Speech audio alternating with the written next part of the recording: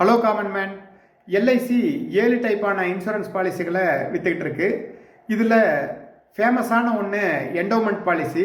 இது வந்து சேமிப்பு ப்ளஸ் காப்பீடு, இது ரெண்டும் கலந்த கலவை. நான் முன்னாடியே உங்களுக்கு நிறைய தடவை சொல்லியிருக்கேன், இன்வெஸ்ட்மெண்ட் வேறு, இன்சூரன்ஸ் வேறு. Insurance cannot become your investment. ஏன்னா அதில் 5% 5.5% மேலே எந்த காலத்துலேயும் ரிட்டர்ன் வந்து வரவே வராது. ஒரு சிலதில் 2% 3% தான் வந்து வரும். நீங்கள் 15 வருஷம் 1 லட்ச ரூபா வந்து இன்சூரன்ஸ் ப்ரீமியம் பே பண்ணியிருந்தீங்கன்னா அதோடைய மெச்சூரிட்டி அமௌண்ட்டு போனஸோடு சேர்த்து 1.5 லட்ச ரூபா வரும். இது 5% 5.5%.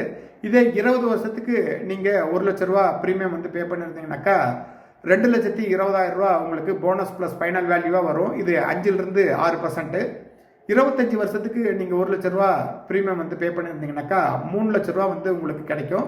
அதாவது 25வது வருஷம் முடிவில். இதுவும் 5.5 to 6.2% அளவுக்கான ரிட்டர்ன்ஸ் தான். ஃபிக்ஸட் டெபாசிட் கொடுக்கக்கூடிய அளவு கூட வந்து கொடுக்காது. இந்த என்டோமெண்ட் பாலிசின்றது கம்ப்ளீட் ஃபெயிலியர்